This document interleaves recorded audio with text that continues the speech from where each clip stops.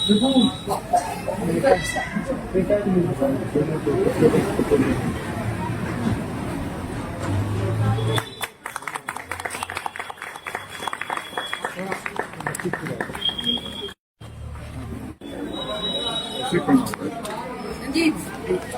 उत्तर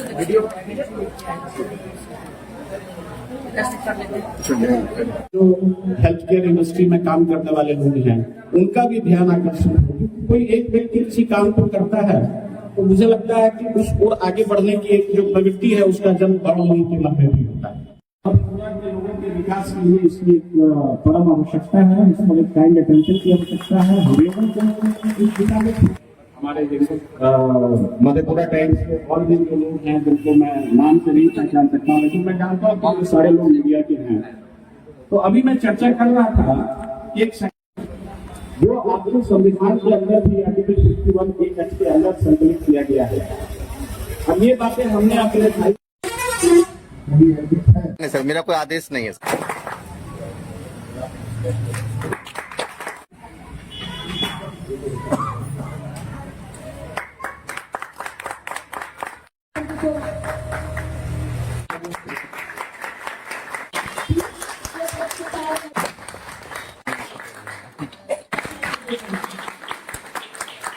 तो thank you के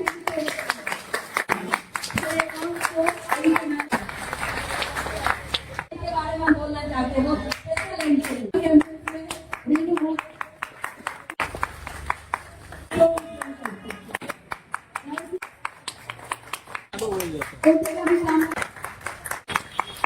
मिला नहीं है दोनों की बुराई क्या हो सही तरह भूल जाता है लगता है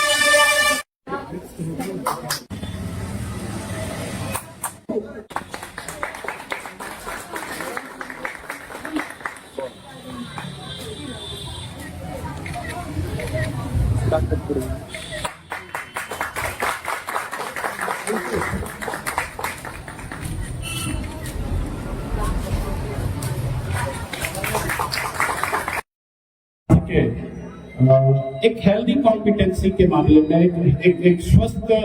कंपटीशन के आधार पर, ताकि इसका जो रिकॉग्निशन है वो कम से कम बिहार और देश के लोग इसको पहचान सके कि यहाँ पे कुछ ऐसा काम हो रहा है जिसको कि हम लोग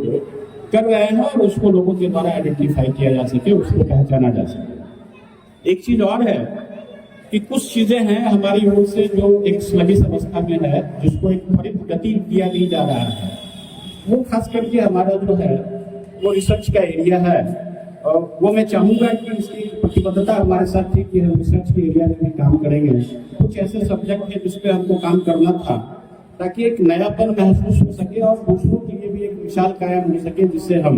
इस दिशा में और भी जो लोग हैं यहाँ के, और भी जो अस्पताल हैं, और भी जो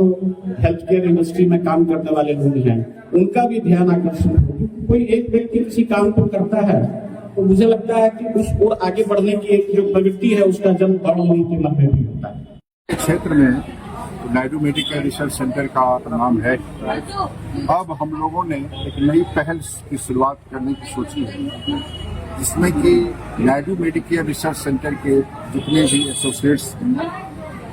उनका पर्यावरण संरक्षण और समाज सेवा के लिए जो योगदान हो सकता है उसका हम लोग एक फंड में वो रेज कर रहे हैं, और एक संस्था बना करके हम लोग समाज को